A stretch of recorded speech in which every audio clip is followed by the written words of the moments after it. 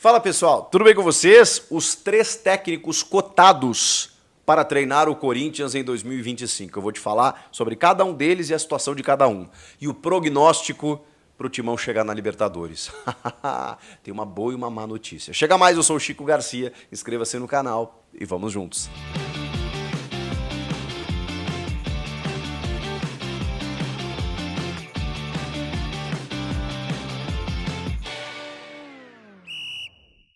Como a coisa não para, depois do derby, que era uma vitória fundamental para as pretensões do Corinthians, especialmente ainda em permanência na Série A, classificação para a Série A do ano que vem, era isso que importava no derby, 3 vitórias seguidas, um momento de afirmação e uma vitória sobre o maior rival, ainda mais impedindo praticamente o maior rival de ser campeão brasileiro, tricampeão brasileiro consecutivo. Foi isso que aconteceu. A importância do derby é essa. Agora, como as coisas não param, esse jogo contra o Vitória, ele ganha um outro contorno. Quando a gente fala em projeção de Sul-Americana, Libertadores, o Corinthians poder olhar um pouco mais para cima, e pode mesmo, pelo momento do time, pelo que aconteceu na última rodada. Gente, é inexplicável o que aconteceu nessa última rodada. Todo mundo abaixo do Corinthians perdeu. Com exceção, ou melhor, não venceu, né? Com exceção do Atlético Goianiense, que não fez a menor diferença, que ainda ganhou do Atlético Mineiro, que pode ser um rival para uma outra situação. O Atlético Goianiense, que já está rebaixado, foi a 25 pontos, não fez a menor diferença. Foi o único que venceu de todos os times abaixo do Corinthians. O restante, ninguém. Acima do Corinthians, todo mundo se deu mal também. Claro. Eu estou falando aqui com exceção das primeiras posições, né? Mas aquela galera ali que está no envolto, assim, o Grêmio não venceu, beleza, mas conquistou um empate. O próprio Vitória também, o Vitória venceu, né? O Vitória venceu. O Vasco não, o Fluminense acabou ficando no empate, bom, esse está abaixo. Mas enfim, o Cruzeiro perdeu, o Bahia perdeu, o São Paulo venceu, mas aí o São Paulo é G6. Então assim, a rodada foi muito boa. Num pelotão assim, achatando o Corinthians, todo mundo aqui para baixo se deu mal e a galera mais próxima do Corinthians acima também se deu mal. Só que tem um detalhe. Quando a gente fala em Libertadores, a gente fala em G9. Pode ser G9. G5 já é certo em termos de Libertadores, porque ou vai dar Botafogo e Flamengo, ou, por exemplo, vai dar Atlético Mineiro nas duas, ou em uma delas. Então, o G5 ele está garantido. O G6 é se for Botafogo e Flamengo, em termos de vagas diretas. Botafogo e Flamengo. Botafogo campeão da Libertadores, Flamengo da Copa do Brasil. Aí nós temos um G6. Isso vai abrindo vagas, inclusive, para a Sul-Americana, tá? Mas especialmente Libertadores. O Cruzeiro, aí nós estamos falando de G8. G8 porque G6 vagas diretas, 7º e 8º para pré-Libertadores. Por que G9? Porque aí tem o Cruzeiro que hoje é o 8º colocado, está na final da Sul-Americana. Se ele ganhar do Racing, ele garante a sua vaga via Sul-Americana para a Libertadores e abre mais uma via Campeonato Brasileiro. Com isso, teremos G9. Hoje é o Vasco, 43 pontos. 5 pontos na frente do Corinthians. Só tem um grande detalhe. Eu estou percebendo uma dificuldade tremenda do Cruzeiro de Fernando Diniz, mesmo que tenha vencido o Lanús na semi, de bater esse Racing. Esse Racing que inclusive eliminou o Corinthians. Não estou vendo essa perspectiva. O Cruzeiro de Fernando Diniz tem uma vitória em 16 jogos. Então, assim, gente, existe a possibilidade de abrir G9, mas pelo que o Cruzeiro está jogando, eu diria para vocês que não é a tendência. Mas beleza, o Corinthians não tem que se preocupar com isso. Até porque, né, estamos falando talvez em G8. Bom, G8, aí é 44. Bom, são 6 pontos do Corinthians para o Cruzeiro hoje. Dá para buscar? Dá. Então, assim, a questão a má notícia, dificilmente vai ser G9. Pode até ser, mas eu não estou acreditando nisso. E o Corinthians não tem que acreditar nisso, ele tem que fazer o máximo possível para, enfim, né, chegar nas primeiras posições e, quem sabe, beliscar uma pré-Libertadores. Segundo, aí tem a boa notícia. É muito possível o Corinthians chegar nessas posições pela tabela que o Corinthians tem. Quando eu tratava em termos de fuga do rebaixamento, uma tabela possível do Corinthians, eu falava de jogos como o Atlético Paranaense tem que ganhar, Cuiabá fora, mas tem que ganhar. O Palmeiras, a gente não sabe o que vai acontecer. Se beliscar um empate, uma derrota, obviamente, né, mesmo sendo uma lógica não está nos planos, mas daqui a pouco você conta com ela fazendo pontos em outros jogos. O Corinthians ainda venceu. Então ele já inverteu a lógica, ele já mudou a curva, conquistando pontos e uma vitória num jogo em que a gente talvez até nem contasse. Agora, os próximos jogos, o Corinthians venceu o mais difícil, que era o Palmeiras. Os próximos jogos, eles são muito vencíveis. Mas assim, muito. O Vitória fora é um jogo difícil, tá? Barradão é complicado, o Vitória está numa ascensão, está com a mesma campanha do Corinthians nos últimos 4 jogos, do Botafogo e do Inter, que são os líderes do retorno. O Botafogo e o Inter são os líderes do retorno. Então, para você ter uma ideia, o Vitória está com essa campanha, mas o Corinthians também. Só que o jogo é no Barradão, tá? Então, esse é um jogo mais complicadinho, mas dá para ganhar. Dá para ganhar. Vão colocar elenco na ponta do lápis? A questão da evolução do time, das condições que o Corinthians tem, dos jogadores que o Corinthians tem para poder vencer o Vitória? Não, né? Não tem comparação. Então, dá para ganhar. Pode ser que o Corinthians tome um pau lá, depois de 3 vitórias seguidas. Pode ser. O Campeonato Brasileiro está muito maluco. Mas, na tendência, o Corinthians pode ganhar do Vitória fora. E aí depois, ele tem 2 jogos em casa contra o Bahia, depois do Vitória é o Bahia, acho que é Bahia e Vasco, né? Não, Cruzeiro. Cruzeiro, que eu acabei de falar. O Cruzeiro não está jogando nada. Perdeu para o reserva do Flamengo, como tem perdido para todo mundo. Está se atrapalhando. Contra o Criciúma, está se atrapalhando. É o jogo em casa, na Neoquímica Arena. Então o Corinthians pode muito bem vencer esse jogo. E também, na sequência, o Vasco. Pô, se eu não imaginar que o Corinthians possa vencer o Vasco, então ele pode vencer Cruzeiro e Vasco na sequência, em casa, 2 jogos em casa. Além desse jogo fora contra o Vitória, que, beleza, vamos colocar um empate, que ele pontue. A gente está falando aí de 7 pontos nos próximos 9 a serem disputados. Claro que tem os outros times aí que estão também brigando pelos seus objetivos. Mas, gente, a questão é que até o final do campeonato, eu acho que o Corinthians pode vencer praticamente todos os jogos. Que aí depois ele tem o Criciúma fora. Pô, não dá para ganhar do Criciúma fora? Não dá? E aí na penúltima rodada, o Corinthians tem o Bahia em casa. E depois o Grêmio fora. Sabe-se lá o que o Grêmio vai estar disputando. Talvez esse seja um jogo mais complicadinho, mas o Corinthians sempre dá bem lá, se dá bem contra o Grêmio lá em Porto Alegre. No ano de 2017, quando foi campeão, ganhou lá. No ano passado, quando estava brigando pelo rebaixamento, ganhou lá, com um jogador a menos. Então, assim, não dá pra gente dizer, não, o Grêmio já ganhou esse jogo. Não. Até porque o Grêmio também não está jogando lá essas coisas. Contra o Bahia em casa. Olha o Bahia. O Bahia derreteu no segundo turno. Então, nós estamos falando de uma tabela, gente. Eu não tô aqui querendo dizer, meu Deus do céu, o Corinthians e o Real Madrid vai ganhar de todo mundo, mas essa tabela especificamente, com esses times, com esses jogos que o Corinthians tem nesse momento do campeonato, com o que o Corinthians está jogando e com o que essas equipes estão jogando, não dá para ganhar. Então, alcançar essa pontuação, por mais que isso parecesse utópico há, sei lá, 1 mês, 3 semanas, é muito possível, gente. É muito possível. Então, dificilmente vai ser G9, não contaria com isso, mas dá para chegar no 8º. Dá para chegar no 8º. E aí você tem 2 fases eliminatórias antes da fase de grupos. Eu sei, o campeonato, o calendário ano que vem vai ser uma loucura. A CBF quer achatar o estadual, começando em janeiro, por conta do Super Mundial lá no meio do ano, né? Trazer o brasileiro para março, né? O Campeonato Brasileiro para março. Então, vai ser uma loucura, porque vai ter que se adaptar também às questões da Conmebol.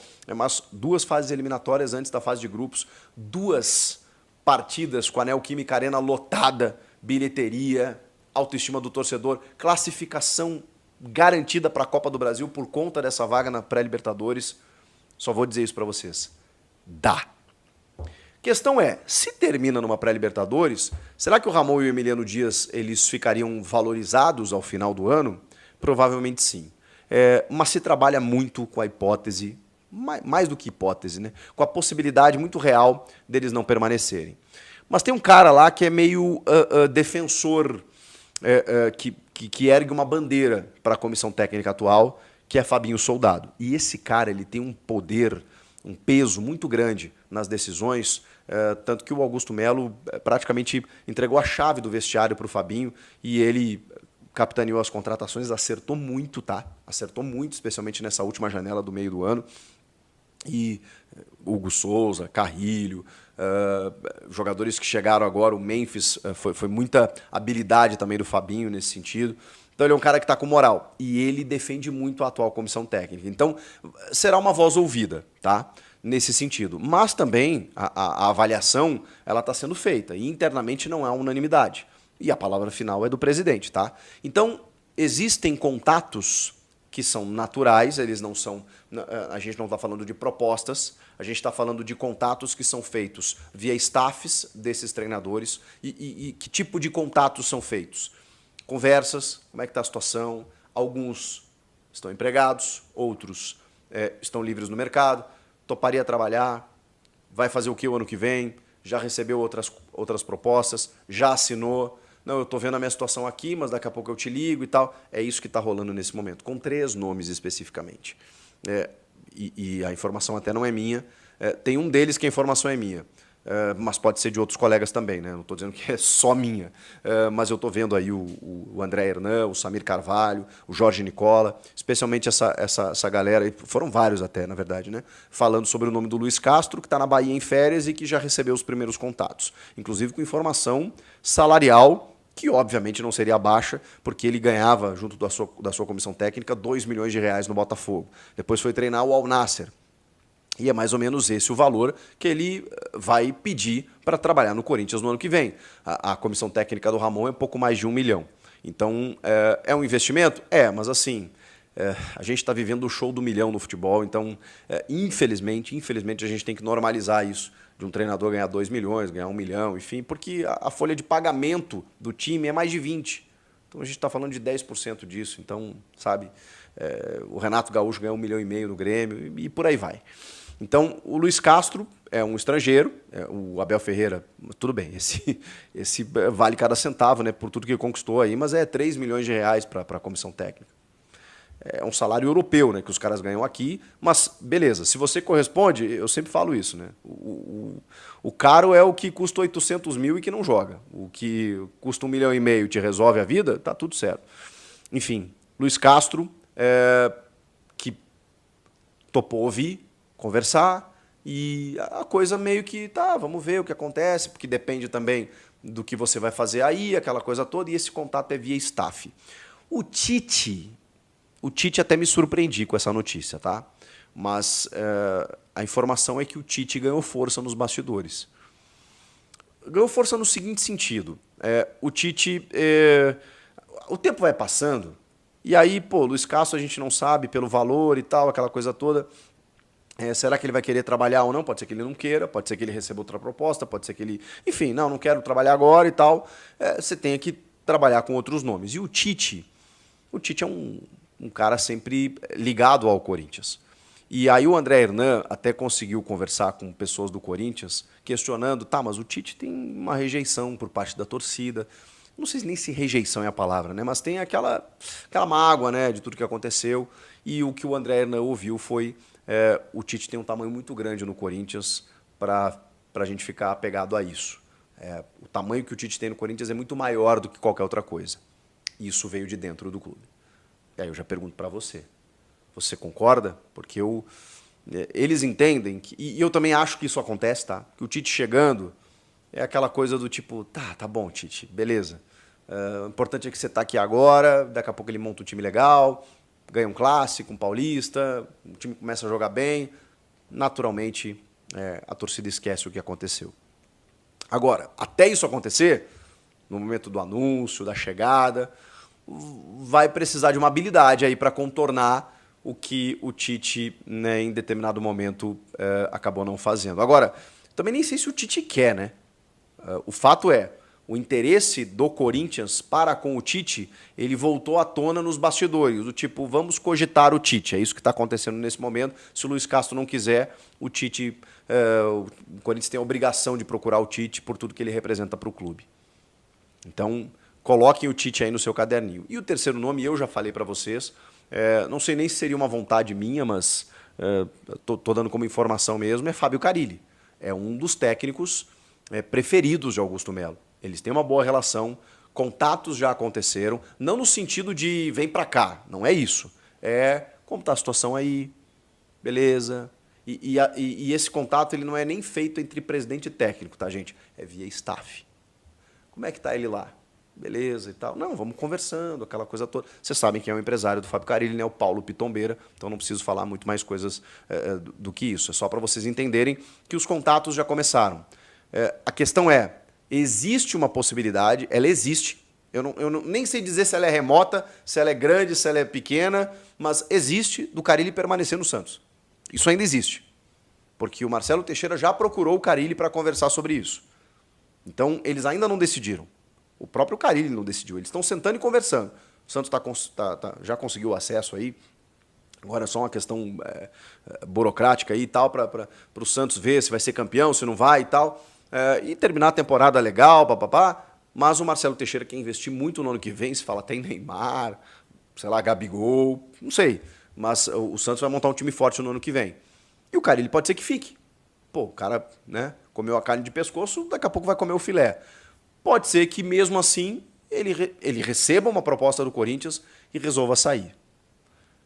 O Augusto tentou o Carilli antes do Ramon Dias. Só que não houve uma proposta oficial, se eu posso garantir para vocês. Houve um... E por isso que o Carilli não se manifestou na época, o que desagradou até alguns santistas, né? Ele não negou o Corinthians, mas não chegou a proposta. O que chegou, mas chegou a... É que a proposta oficial no papel timbrado, gente, é quando tudo já está certo. Bom, então tá, agora eu estou te enviando a proposta.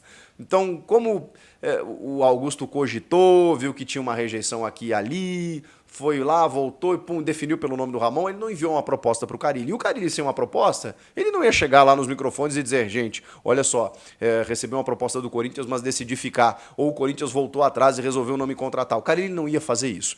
Então, mas houve conversa, tá? E interesse, como está havendo agora de novo. Mas esse é um dos nomes. O Luiz Castro, pelo tamanho que tem, o Tite voltou a ser cogitado e o Fábio Carilli, pela predileção que tem o presidente Augusto Melo.